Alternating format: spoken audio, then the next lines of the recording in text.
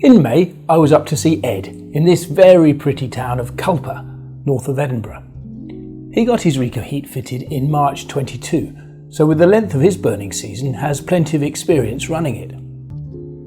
He's another customer who has an air source heat pump fitted. In his case, as with other customers, it's so expensive to run that he essentially got the Recoheat to replace it. That's pretty crazy given the relative installation costs. It makes even more sense in his case though, because running stoves as his primary heat source is made significantly cheaper by his job. Cool. So I'm here with Ed, who is a tree surgeon, therefore has unlimited amounts of wood to work with. Tell us about your setup and how you heat the home. Well, as I was saying to Will, we've got a rather badly installed air source heat pump, which we don't use very much. So I tend to burn excess timber from tree surgery works in our two stoves in the house. One of which has got a Recoheat on, and we tend to leave the downstairs doors open and let that heat the whole of the house, which is what it seems to do quite well. So, other than one or two really frosty nights, we've not had the heating on at all this winter, which is brilliant. Yeah, that's fantastic. So you've got two stoves, one without the Recoheat and one with the Recoheat. That's right. Yeah, the smaller stove there isn't enough room to get a Recoheat above it, but the one in the dining room, which is bigger, there's more space above it, holding on the fireplace. So that's the one with the Recoheat, and that pumps everything out, and it just goes upstairs and heats the rest of the house as well as the room it's in. How well does it do that?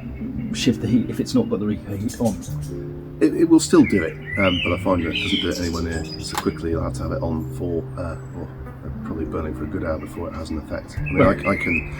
I can light the stove, and when the kindling takes hold and starts burning, you can feel hot air that's almost too hot to touch, or too hot to have your hand in front of, coming out of the Recoheat itself. Yeah. And you can still put your hand on the top of the stove and the stove is still cool. So that's heat that is, well, obviously some of it is still going up the flue, but a lot of it is coming out in your house as warm air, which you otherwise wouldn't have. So I haven't done any tests. I've got no way of doing any accurate tests, but I can't imagine how much money that would be saving over the course of a year's burning, when the stove is probably on every day between I would say end of August, beginning of September, until, well, now we're May and we've only just stopped burning, so that's quite a long time. That's fantastic. And in terms of keeping it clean and maintaining it, the stove just gets swept as it would every year. Yeah. So the two stoves are swept by us. We come down and does it just once a year before we start burning at the end of the summer, beginning of the autumn. Yeah. And other than remembering that he has to have the right size head on his sweeps brush to fit through the Recoheat, it's absolutely fine. He had no problems with it. That's great. That's it. Yeah. So there is no no issue with it per se. Yeah, that's fantastic. And so you're setting it up. You're heating the fabric of the house. What is the fabric of the house like?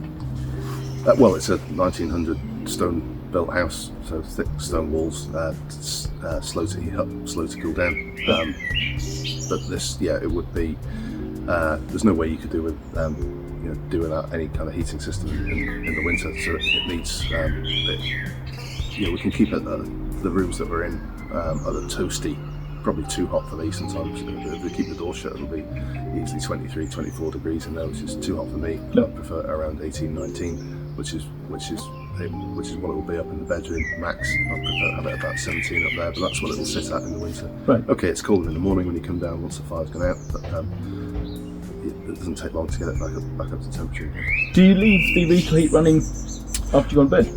No, I just because it's there is a bit of a hiss with it, and I think once the fire's died out, yes, okay, you'll mostly probably get another half an hour, 40 minutes of warm air coming out of there, but I prefer to just have everything off when we're asleep, so I turn it off. Turn it off when we go to bed. Yeah. Because they're not big stoves, are they? No, it's the one in the bigger one is 5 kilowatts, and the smaller one I think is probably 4.5, right. maybe 5. They're slightly different designs, different manufacturers, but that's then it produces more than enough heat to heat these rooms. What's the dining room? 5 by 4 meters. Living room's probably slightly smaller, and then the whole upstairs footprint as well gets heated by it. So yeah, any bigger than that, I think we'd be far too hot. Yes. Yeah. Oh, that's great. So because you can put as much fuel on it as you want because you've got unlimited supply. I probably burn about 12 cubic meters a year, but that's burning 2 stoves, and actually that's probably going from the old lockdown period where we're in the house all the time, a lot of the time, and maybe slightly less now, but say it's probably still conservative, at least 8 cube a year, which, you know, if you're getting that delivered around here, that would be anything, depending on where you're buying it, anything between £100 and £150 a cube delivered. Right. So you don't have to do too much maths to work out that that's money that money I'm saving. Yeah, it's not entirely free because it's still my labour and time to split it and dry it, but it's stuff that I would otherwise I'd have to get rid of either by selling it or by taking it to the green waste or giving it away. Yeah. So this way it heats the house. Perfect. Exactly what you wanted. Yeah. Exactly. Thank you very much, mate. I really appreciate it. Not at all. That's great. Big thanks to Ed. It's great to see once again what a benefit the flow of warm air in a stone house is, where heating the fabric is just too expensive with energy prices as they are. The ability to make a place really warm and comfortable in key areas and comfortable enough in others is a lovely characteristic of the technology.